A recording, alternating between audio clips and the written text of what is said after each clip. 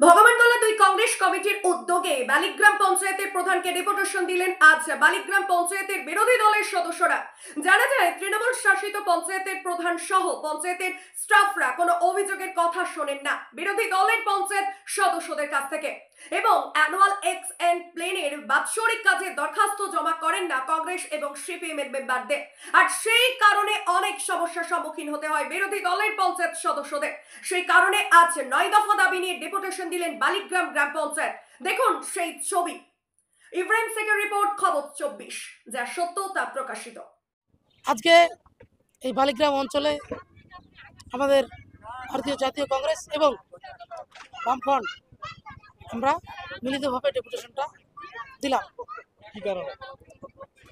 আমাদের বালিগ্রাম অঞ্চলে যিনি প্রধান আছেন, তিনি নৈতিক কাজের থেকে তিনি অনৈতিক কাজের সঙ্গে জড়িয়ে পড়েছেন বেশি বেশি করে, এবং তিনি একা নন, তিনি যে অফিস টিম, তার যে এক্সিকিউটিভ অফিসার থেকে শুরু করে ইঞ্জিনিয়ার থেকে শুরু করে তার যে সেক্রেটারি, তারা সকলেই অসৎ কর্মের সঙ্গে জড়িয়ে পড়েছে, এবং বিভিন্ন কাজে আমরা বিরোধী ১১ জন মেম্বার বাধাপ্রাপ্ত হচ্ছি এবং বঞ্চিত হচ্ছি।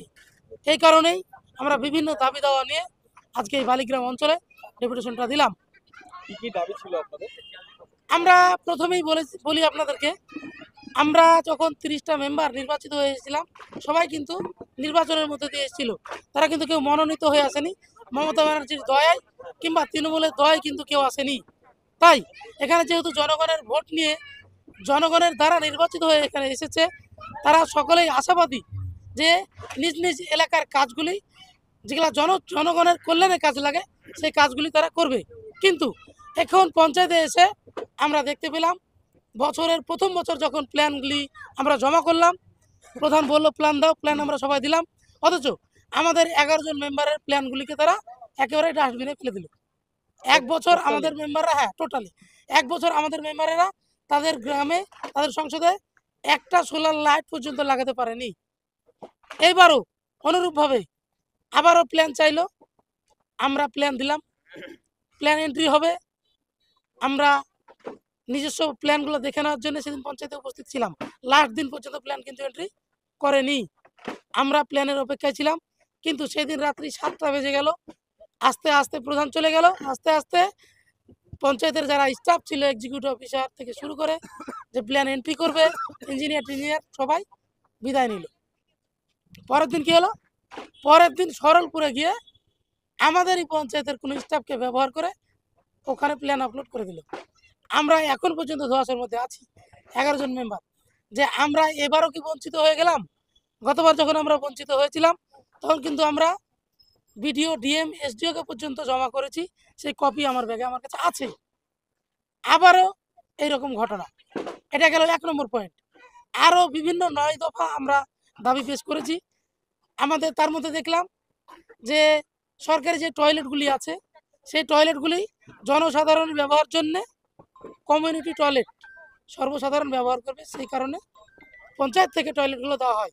কিন্তু এখানে কি হচ্ছে, এই পঞ্চায়েতে গাজোয়ারি করে মানুষজনকে তোয়াক্কা না করে নিজ নিজ শাসক দলের মেম্বাররা তাদের বাড়িতে বাড়িতে বসিয়ে নিয়েছে। আমি যদি এখন বলি, প্রত্যেকটা মেম্বারের নাম করে বলে দিতে পারবো যে এই মেম্বারের বাড়িতে কমিউনিটি টয়লেটগুলি নিজস্ব ব্যক্তিগত ব্যবহারের জন্য বাড়ির পেছনে বসিয়ে নিয়েছে।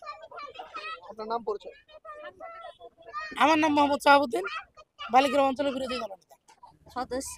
আমরা আমাদের অধিকার চাই। অন্যান্য মেম্বাররা যেরকম সব কাজ পাচ্ছে, আমরাও আমাদের মানে অধিকার চাই, আমরাও যেন কাজগুলো পাই, এটাই আমাদের। এটা কবে থেকে করছে আপনাদের? আমাদের গত বছরও আমাদের কোনো প্ল্যান নেওয়া হয়নি, এই বছরও তাই। প্ল্যানে আপনাদের নাম নেই? কি নাম আপনার? আমার নাম মিষ্টি জলি খাতুন। আপনি কি বহুদিন ধরে অ্যালার্জি রোগে ভুগছেন? অনেক জায়গায় অনেক ডাক্তারবাবুকে দেখিয়ে ওষুধ খেয়েও কোনো সমাধান পাননি? আর কোনো চিন্তা নেই, এখন অ্যালার্জির সেরা চিকিৎসা কেন্দ্র মিশন মেডিকেল সেন্টার, একটি NABL প্রত্যয়িত পরীক্ষাগার এবং একটি পলিক্লিনিক। এখানে বিশেষজ্ঞ সুচিকিৎসক দ্বারা সমস্ত রোগের চিকিৎসার সুব্যবস্থা রয়েছে। Mission medical centre, ৭৩ G RN ঠাকুর রোড, লালদিঘি, বহরমপুর।